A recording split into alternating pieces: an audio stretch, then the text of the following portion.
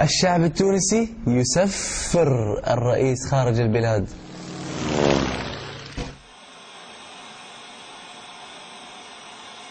من شهر اندلعت مظاهرات في مدينة سيدي بوزيد بسبب إحراق شاب لنفسه أمام مبنى البلدية. الشاب اسمه محمد بوعزيزي حصل على شهادة جامعية وما لقى وظيفة، وهالحادثة كانت شرارة في كومة قش. المظاهرات انتقلت من مدينة سيدي بوزيد إلى جميع أنحاء الدولة بما فيها العاصمة. ببساطة الشعب التونسي كان مضغوط عليه، يعني واحد أغلب مواقع الإنترنت كانت محجوبة. 2 أي شخص يعبر عن رأيه السياسي يسجن. 3 الحجاب كان ممنوع. 4 المساجد مسكرة بعد ربع ساعة من الأذان. وكثر الضغط يولد الانفجار. المظاهرات تحولت إلى اشتباكات مع الشرطة، وكالعادة طلع الرئيس وقال سيطبق القانون على هؤلاء بكل حزم.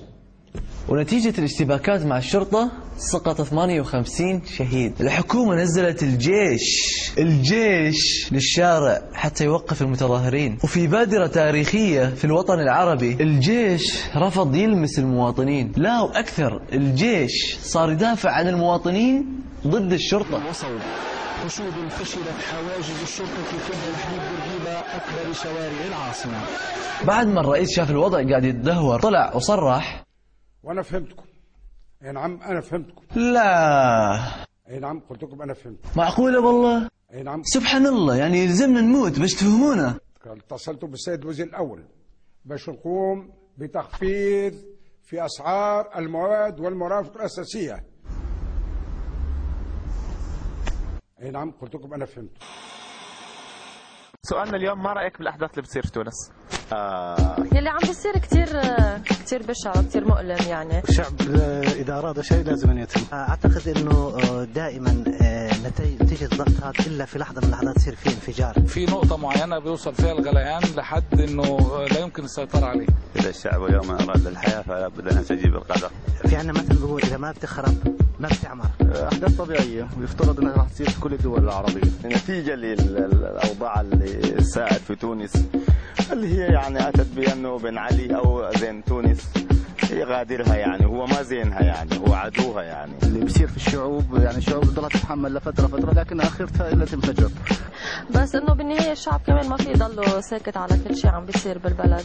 وفجأة وبدون أي مقدمات حس يبدو إنه في حاجة، إنه في ثورة بتقاد ضده أو حاجة زي كده، ففوجئنا بيه إنه مش موجود. يعني كده من الملكية يرجع هو؟ لا، أحسن يتبرع ولا يرجع ولا يرجع؟ لا، لكن هروب من الساحة معناته إنه إنسان كان في عنده شغلات خطأ.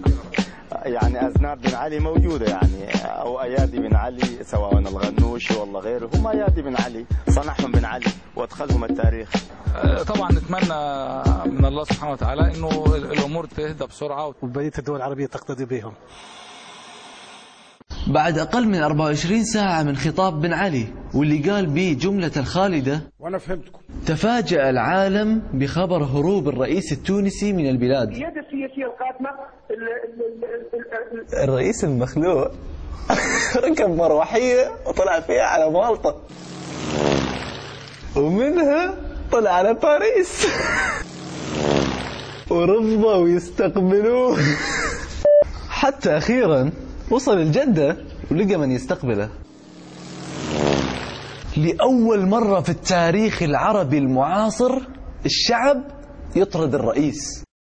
وفي خبر آخر ما له أي علاقة بالموضوع، الأردن أصدرت قرار بتخفيض أسعار السلع المحلية.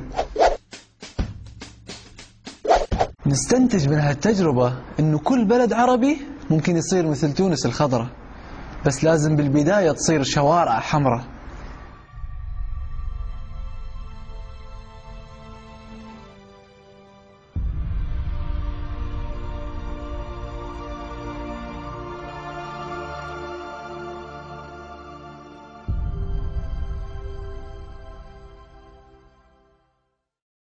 برأيك شنو اللي كان فاهمه الرئيس التونسي لما قال وانا فهمتكم؟